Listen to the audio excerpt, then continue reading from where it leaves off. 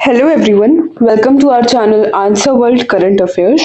In this session, we are going to discuss important current affairs of the day in a MCQ format. Okay, so start करते हैं हमारे question number 1 से.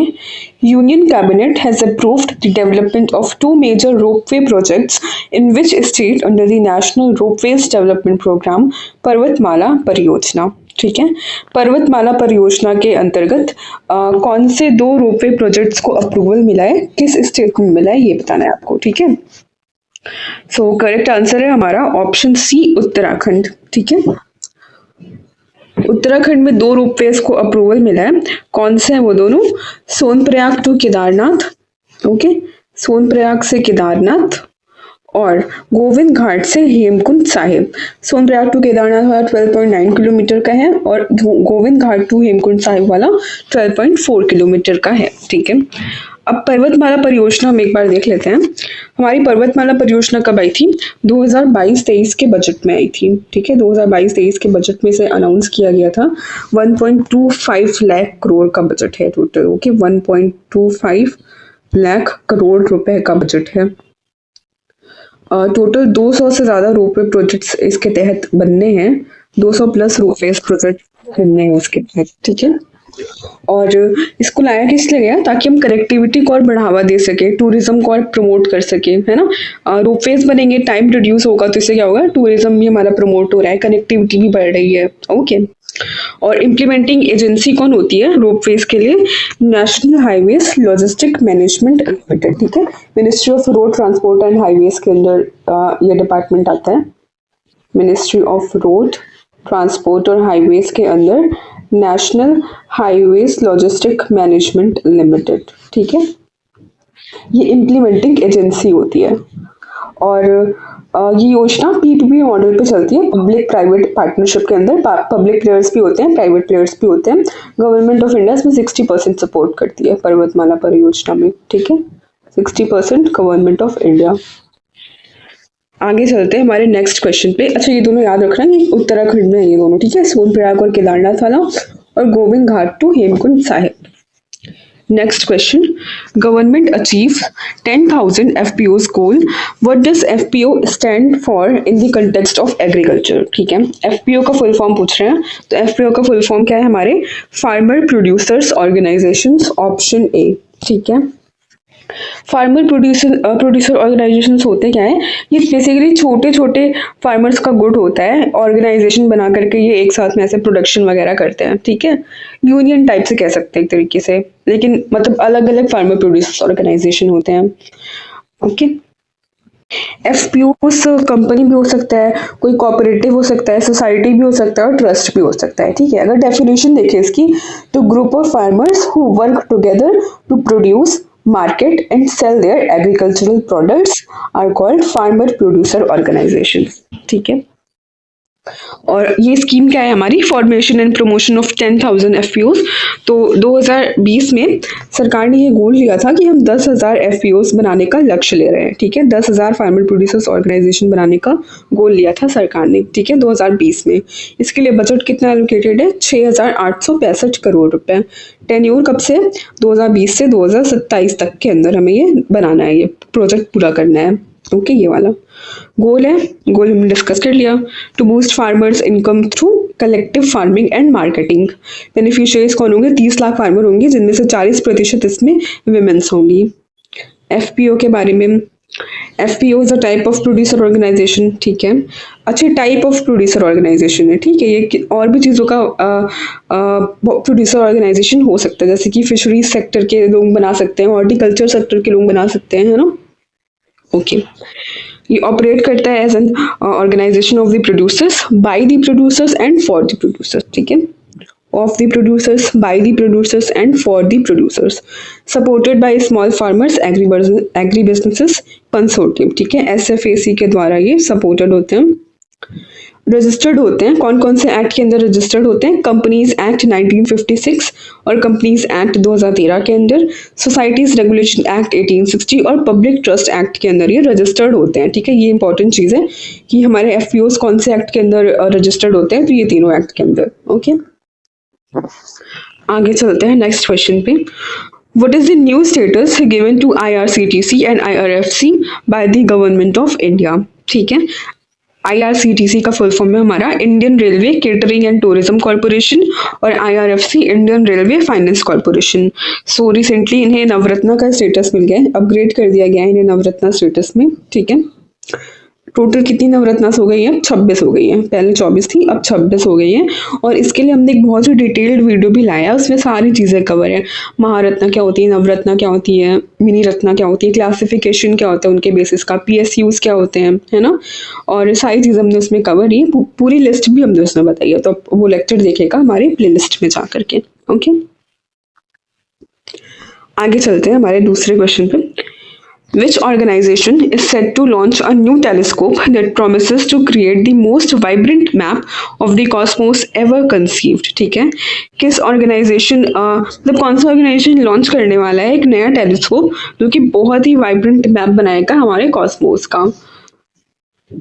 ठीक, तो correct option क्या है हमारा? ऑप्शन डी, HAL यानी कि Hindustan aeronautics limited. Okay, Hindustan aeronautics limited एक नया टेलीस्कोप लॉन्च करने जा रहा है जो ब्रह्मांड का अब तक का सबसे जीवंत मानचित्र बनाने का वादा करता है। ठीक है, HAL, इसे अभी रिसेंटली महारत्ना स्टेटस मिला था, न्यूएस्ट महारत्ना है ये। ठीक है, 2024 में इसे महारत्ना का स्टेटस मिला है हिंदुस्तान एरोनॉटिक्स लिमिटेड को। ओके, टोटल 14 महारत्नास हो गई है हमारे पास। ओके, इसके हेडक्वार्टर्स कहाँ पे हैं? बेंगलुरु में इसके हेडक्वार्टर्स हैं, headquarters are in Bengaluru. Form कब हुआ था ये? 1940 में ये फॉर्म हुआ था। ओके, कुछ स्टैटिक देख लेते हैं, भी मान लो एग्जाम्स में आ गया, वनडे एग्जाम्स में, है ना। और इसके चेयरमैन और MD कौन है? DK सुनील जी हैं। और ये चीज़ हमने डिस्कस ही कर ली। HAL क्या है? हमारी एरोस्पेस और डिफेंस कंपनी है। ओके, आगे चलते हैं। International spice conference 2025 held at which state? ठीक है, इंटरनेशनल स्पाइस कॉन्फ्रेंस हमारी कौन से राज्य में हुई है? तो करेक्ट आंसर है हमारा ऑप्शन बी, कर्नाटका। ठीक है, कर्नाटका बेंगलुरु में हमारी ये कॉन्फ्रेंस हुई है, इंटरनेशनल स्पाइस कॉन्फ्रेंस। किसके द्वारा ऑर्गेनाइज की गई है? All India spice exporters forum के द्वारा ऑर्गेनाइज की गई है। ठीक है, ये स्टैब्लिश कब हुई थी? 1987 में ये कंसोर्टियम फोरम स्टैब्लिश हुआ था। हेडक्वार्टर्स है इसके एर्नाकुलम केरला में। चेयरमैन है इमैनुअल नेम्बूसेरल। ओके, अच्छा, तो हम अपनी इंटरनेशनल स्पाइस कॉन्फ्रेंस करते क्यों हैं? For building resilient and responsible future for spice sector. ठीक है, ताकि हम रिजिलियंट और रिस्पॉन्सिबल फ्यूचर बिल्ड कर सके स्पाइस सेक्टर में। इसका थीम भी था एक कि building trust beyond border, transparency, sustainability and confidence. Okay, और क्या चीज़ है? स्पाइस बोर्ड हमारा कहाँ पे? स्पाइस बोर्ड के हेडक्वार्टर से क्वेश्चंस पूछते हैं ना, स्पाइस बोर्ड कहाँ पे है, कॉफी बोर्ड कहाँ पे, ऐसे क्वेश्चंस पूछ लेता है। तो स्पाइस बोर्ड के हेडक्वार्टर्स है हमारी केरला में। ओके,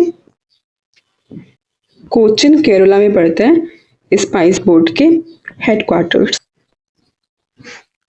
आगे चलते हैं next question. What is the total outlay for the Livestock Health and Disease Control Program recently approved by the Union Cabinet for 2 years? ठीक है, बजट एलोकेशन पूछ रहा है कितना है इसका, livestock health and disease control programme का, जिसको भी रिसेंटली अप्रूवल मिला है for the 2 years। So correct answer है हमारा ऑप्शन ए, 3,880 करोड़ रुपए का ये बजट है। अभी हम देख लेते हैं ये चीज़ क्या है ना। तो देखो, यूनियन कैबिनेट ने अप्रूवल दे दिया है, ऑथराइज कर लिया है, 2 year रिविजन मिला है इसे। ठीक है, मतलब पुरानी स्कीम है, इसको रिवाइज किया गया है for the livestock health and disease control programme. कितना बजट एलोकेट हुआ है उसके लिए? 3,880 करोड़ रुपए फॉर 2026 तक, 2024 से 2026 तक। किस लिए इस इनिशिएटिव को लाया गया है? To improve the animal health sector by undertaking preventing vaccination. ठीक है, ताकि हम इम्प्रूव कर सके एनिमल हेल्थ सेक्टर को। ठीक है, प्रिवेंटिव वैक्सीनेशन प्रोग्राम चला सके। ओके, कैपेसिटी बिल्डिंग कर सके, डिजीज सर्वेलेंस कर सके, वेटरनरी इंफ्रास्ट्रक्चर बिल्ड कर सके। ओके, आगे चलते हैं नेक्स्ट क्वेश्चन पे। Which state leads with 19,020 hectares of mangrove plantation in 2 years under Mishti scheme?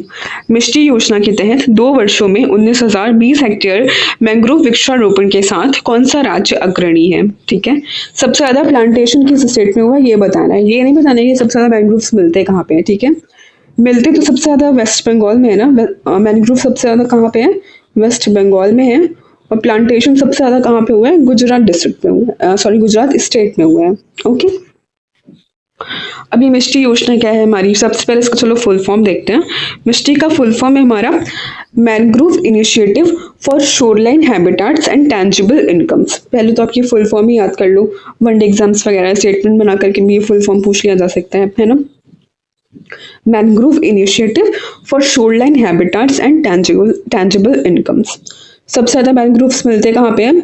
Number 1 West Bengal, number 2 Gujarat, number 3 Odisha.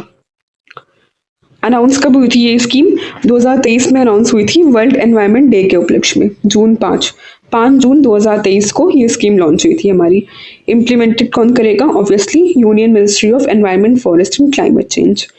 Funding देखो, सेंटर की 80% फंडिंग है, बाकी स्टेट गवर्नमेंट जिसमें 20% फंडिंग करती है। एम है इनका डेवलप करें हमारे मैनग्रोव्स को, covering nearly 540 square kilometre spreading across 11 states and 2 union territories over 5 years। ठीक है, नेक्स्ट क्वेश्चन हमारा, which edition of the academy awards held this year? कौन सा एडिशन था इस बार एकेडमी अवार्ड्स का? तो 97th था। ओके, ये स्टेटमेंट्स गलत हो गए, मतलब गलत है ऑप्शंस। ओके, सो 97th एकेडमी अवार्ड्स था इस साल।